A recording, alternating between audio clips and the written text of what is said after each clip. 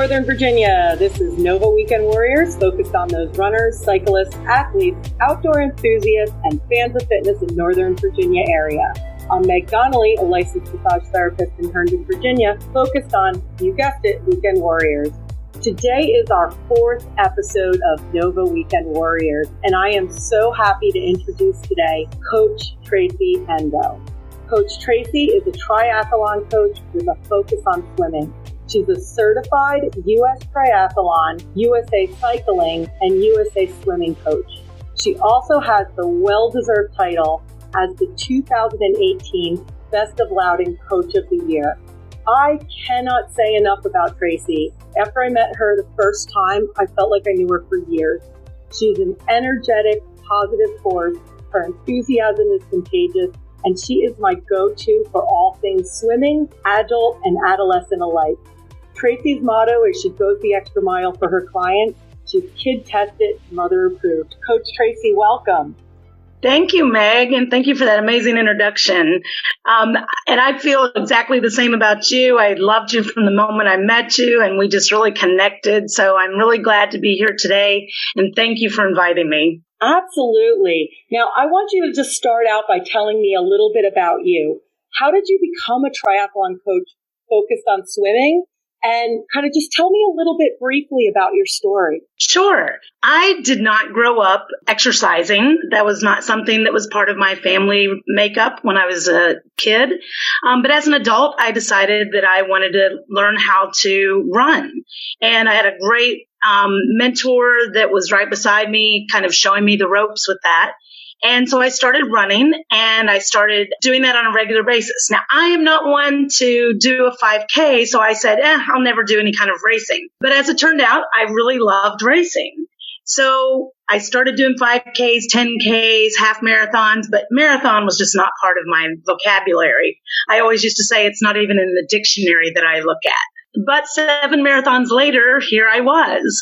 And I'm like, okay, what's the next thing to do? And I was taking my son to a martial arts class, and I used to see this lady over in the back corner, and she was always like doing planks and sit-ups and push-ups, and she was like this really hardcore athlete. And I'm like, I want to do what she's doing. So I asked her, I said, hey, what do you do? I know you're a runner. Do you do anything else? And she said, oh yeah, I do triathlons. And I'm like, triathlon. Well, let's see. I can run, I can swim, I can bike. Maybe that's for me. So I started doing triathlons, but the whole Ironman idea was never part of my particular lifestyle. So I said, no, not going to do that. One Ironman later, and here I am. So I loved it, and I loved it so much that I wanted to start coaching. So I started out as a running coach for adults, and that turned into triathlon coach and then swim coach. And really now at this point in my life, I look back on my life and I'm like, if I was exercising at a young age, like I could have done so much more.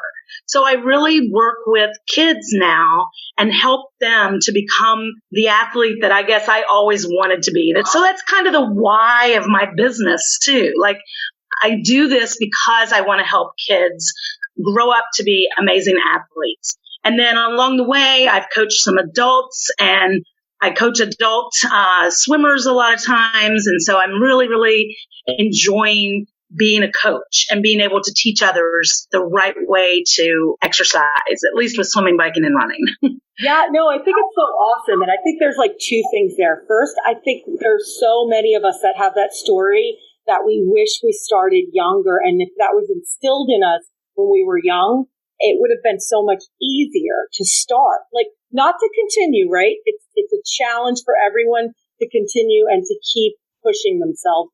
But if you have that start when you're young, which is like so exciting that that's what you're focused on. Yeah, absolutely. For today, though, we were talking when we were at the coffee shop, when we were at Weird Brothers, we were talking a little bit offline about how the weakest sport for a lot of adults especially, but a lot of triathletes is swimming. So Absolutely. what I'd love to do is if you can share a little bit about kind of what we talked about in terms of that being the weakest sport for people. Yeah, sure. I think that in general, most adult triathletes will say that their weakest sport is swimming. And I see that among my clients as well. What really amazes most people is that, they can say, oh, I've rode this 100-mile bike ride, or I've done like 20 marathons, but I get in the pool and I'm dying by like one lap. And they don't understand what that is. And the biggest thing I can say to you is you need to have patience when it comes to swimming. If you're not a swimmer on a regular basis, you have to build up from ground zero. And you may be huffing and puffing when you get to the other side of the pool, but take your time, be patient, go back to the other side of the pool, wait again, go back to the other side of the pool until over time you've built up distance with swimming. It's the same as if you start running or biking. You start small and you go bigger.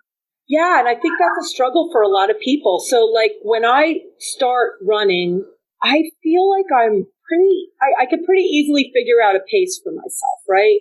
Mm-hmm. Like I feel like we can build that. But for some reason, I and other people, when we get in the pool, we have one speed. And so maybe why working with a coach is so important, huh? Yeah, absolutely. And you know what? I've been running since 2002. And those first 3 miles, I'm always huffing and puffing. But once I get into that rhythm, then everything starts to work itself out. And it's the same way with swimming. You're going to be huffing and puffing at the beginning. And it's really important to have a coach, whether that's myself or another coach. It's really important to have a coach so that they can help you through that. And a lot of it, again, is with technique. And as triathletes, you don't see a lot of triathletes out there swimming the backstroke or swimming butterfly, although I do know one that does butterfly, but we won't talk about him right now. But most triathletes swim freestyle. And freestyle takes a lot of training in knowing how to breathe the right way. And then when you're breathing the right way, things just kind of fall into place. It's like, again, if we're equating it to like running, for instance, we go out the first couple of miles and maybe we don't have the right breathing down. We don't have the right pace down and breathing in 1 and out 4 or something like that, And it's the same way with swimming freestyle. You have to learn the right way of breathing. You have to learn the head position on breathing. You have to learn the body position. And if any of those things are out of place, it makes it a little more difficult for you. So having a coach there by your side it means all the world. I feel like sometimes, I know for me, there's a little bit of apprehension in starting swimming. I'm sure other people are like this as well, right? It's the weakest sport for a lot of people in a triathlon. People can be really strong at everything else. And if they don't know how to swim, or if I swam the last time I took swim lessons before I met you was when I was a Girl Scout. And, like a child. And so my swimming isn't really on par. So then I think what ends up happening is I end up just pushing it to the side because it's something that starting out, I'm not going to be good at all. And then possibly maybe there's a little bit of fear. So can you talk about that? Absolutely. That fear is totally real. And there are so many people that are very fearful of the water. Not only are they fearful of just swimming itself, but when you're talking about open water swimming and you've got people kicking you in the head and knocking your goggles, a mile away and swimming on top of you, those are definitely real fears. And sometimes it takes a long time to get past those fears, but we have to acknowledge them. We have to address them. If we don't address them, then we get out there on race day and it's exponential. I've actually seen people before the start of a sprint triathlon even, they had those fears, but then they kind of suppressed those fears. And then they got out there on race day. And before the race even started, they were backing up and heading out.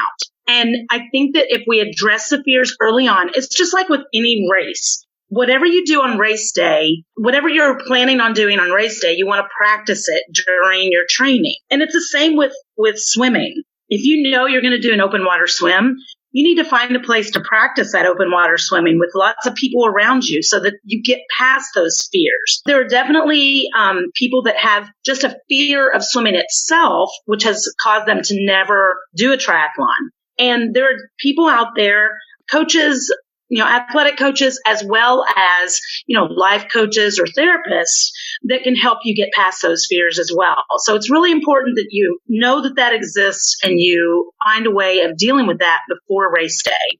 I think that's so amazing because really swimming one-to-one, swimming laps in a pool while you're showing me what to do, that's absolutely one thing. But the best advice that you gave is, practicing in open water, or I think you had mentioned finding a local smaller race, right?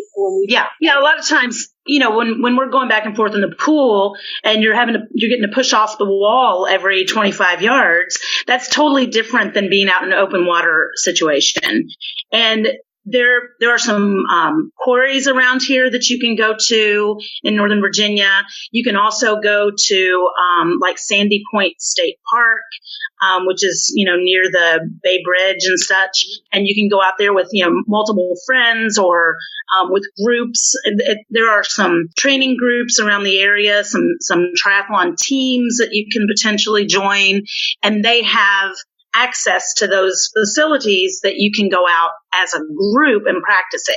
You can also, there are also some local swimming races that you can practice at those as well. And those are mass starts. So you're going to get used to the mass start of a triathlon. By the way, I'm totally the one to get kicked in the teeth. And oh, I've been kicked in the head. I've been swam over. Yeah, it happens. So let's switch gears for a moment. Talk to me about if someone's looking for a coach in terms of swimming. What do I need to look for? What questions should I be asking? That is actually a great question. Not every coach and every athlete are going to have that good combination and work well together. It's really important.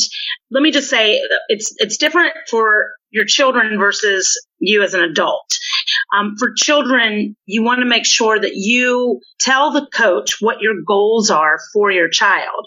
If your goals are just to have your child swimming safely, that's very different from having goals of them competing or being on a summer swim team or being in a year-round competitive swim group.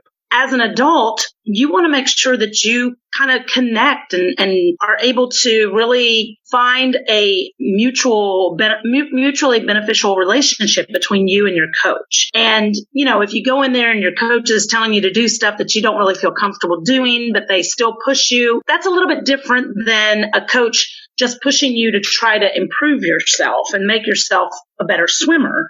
So you want to find that good combination of coach and athlete symbiotic relationship. You want to ask them what their method of teaching is. Do they focus more on speed or do they focus on technique? Personally, I like to focus on technique first and then build on your speed, because if you are going fast and you have bad technique, then you're only going to improve to a certain level.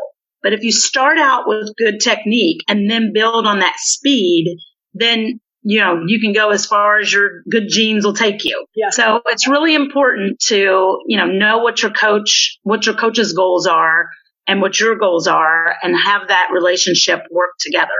Yeah, totally. And I think that people underplay the importance of personality and you clicking with that personality, right? Yeah, because absolutely. If I'm not digging your scene, and we got to work together, even without realizing it, I'm not going to work as hard because in the back of my mind, I'm going to be worried about other things rather than like my own success. And so I'm taking it as, to paraphrase, personality, then technique, then speed, right? Absolutely. Okay. Yeah. We talked a little bit about transitioning from one single sport into triathlon or adding swimming. We talked a little bit about the fears, which I think is, for me, is like so huge. And I think so many people.